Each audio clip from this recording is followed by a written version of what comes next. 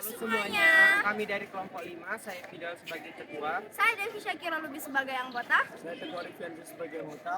Saya Lisa Trimanda sebagai anggota. Saya Guliar Manis sebagai anggota.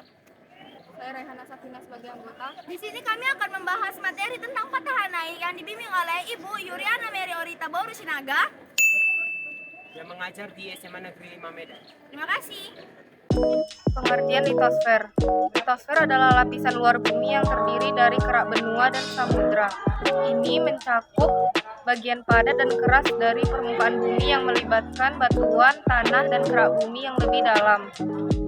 Kemudian ada tenaga geologi. Tenaga geologi merujuk pada sumber daya energi yang berasal dari proses geologi atau geodinamika bumi. Contoh tenaga geologi meliputi energi panas bumi, energi air tanah, dan energi batu bara. Tenaga endogen merujuk pada kekuatan atau energi yang berasal dari dalam bumi ini, melibatkan proses geodinamika di dalam kerak bumi. Contoh tenaga endogen termasuk aktivitas vulkanik, gempa bumi, dan pembentukan pegunungan. Proses ini menciptakan perubahan bentuk lahan dan dapat digunakan untuk menghasilkan energi seperti energi panas bumi.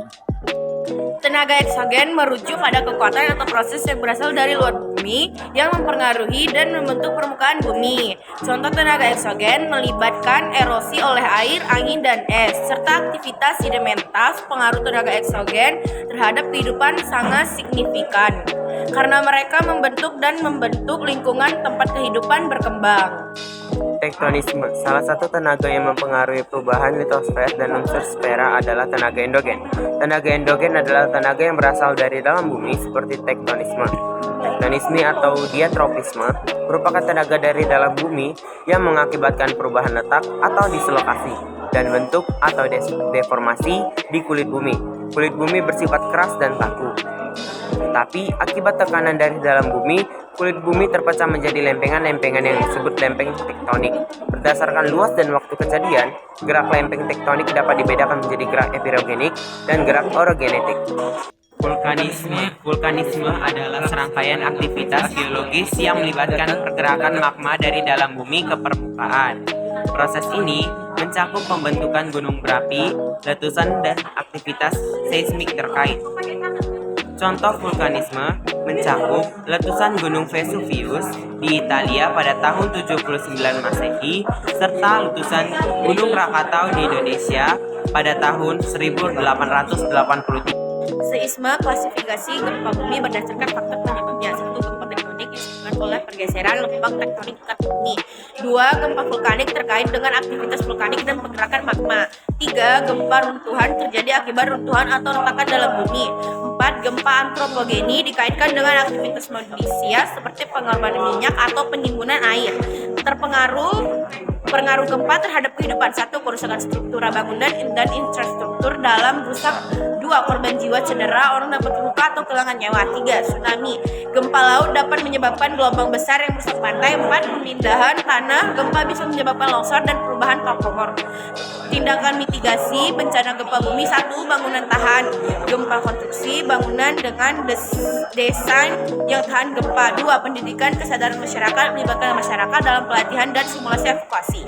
3. Sistem peringatan dini mengembangkan sistem untuk memberi peringatan dini terhadap gempa bumi. 4. Zonasi seismik identifikasi penanganan area berisiko tinggi. 5. Pemetaan ancaman tsunami menetap area yang rentan terhadap tsunami. Upaya mitigasi bencana bertujuan untuk mengurangi dampak negatif gempa bumi, melindungi seperti protektif. 1. Gerak epirogenetik. Gerak epirogenetik merupakan pergeseran lempeng tektonik secara perlahan meliputi wilayah yang luas dengan arah vertikal seperti tenggelamnya benua Gondwana menjadi sesar Hindia dan munculnya pulau-pulau baru. Gerak epirogenetik dibedakan menjadi dua jenis, yaitu epirogenetik positif dan epirogenetik negatif. A. Epirogenetik positif adalah gerak turunnya dataran sehingga tampak permukaan air laut naik. Contohnya, pulau-pulau di Indonesia bagian timur atau Kepulauan Maluku dari barat daya hingga ke Pulau Banda. B. Epirogenetik negatif adalah gerak naiknya dataran ke daratan sehingga tampak permukaan air yang turun seperti terjadi penaikan daratan di Pulau Buton dan Pulau Timor. 2. Gerak orogenetik. Gerak orogenetik merupakan proses pembentukan pegunungan yang meliputi luas areal yang sempit dan relatif lebih singkat dari daripada gerak epirogenetik. Gerakan ini disebabkan oleh adanya tekanan secara vertikal pada lempeng sehingga lempeng mengalami pergeseran secara horizontal. Pergeseran ini mengakibatkan terjadinya lapisan kulit bumi terlipat dan patah. A. Lipatan. Lipatan adalah gerakan permukaan bumi yang menyebabkan lapisan kulit bumi melipat atau berkerut. Umumnya lipatan itu akan berubah menjadi pegunungan. Bumbung lipatan disebut antiklinal, sedangkan daerah lembah disebut sinklinal. Biasanya, lipatan berbahan batuan dapat karena memiliki sifat yang lebih lentur daripada batuan beku. Lipatan dapat dikelompokkan menjadi lipatan tegak, lipatan miring, lipatan rebah, dan lipatan menggantung. Contoh lipatan di Indonesia adalah Pegunungan Kapur Utara di sepanjang Citeureup, Jatiluhur, perbukitan di sebelah Paliman dekat Cirebon berupa perbukitan lipatan, Pegunungan Kandeng Jawa Timur, Pegunungan Sudirman di Papua, dan Pegunungan Bukit Baris di Sumatera. Yang kedua ada patahan. Patahan adalah gerakan pada lapisan bumi yang menyebabkan lapisan kulit bumi retak atau patah. Bagian muka bumi yang turun disebut tanah turun atau graben, sedangkan bagian muka bumi yang naik disebut tanah naik atau horst. Kita bisa menjumpai lereng-lereng terjal berada di sisi graben dan danau-danau tektonik. Danau Singkarak, danau di atas, danau di bawah, dan danau Ranau adalah contoh danau tektonik yang terdapat di daerah patahan. Selain itu terdapat graben seperti graben yang tampak dari Pelabuhan Ratu sepanjang Cimandiri dan graben di Teluk Papua hingga ke Sungai Palu. Berikut adalah proses pembuatan figur patahan naik.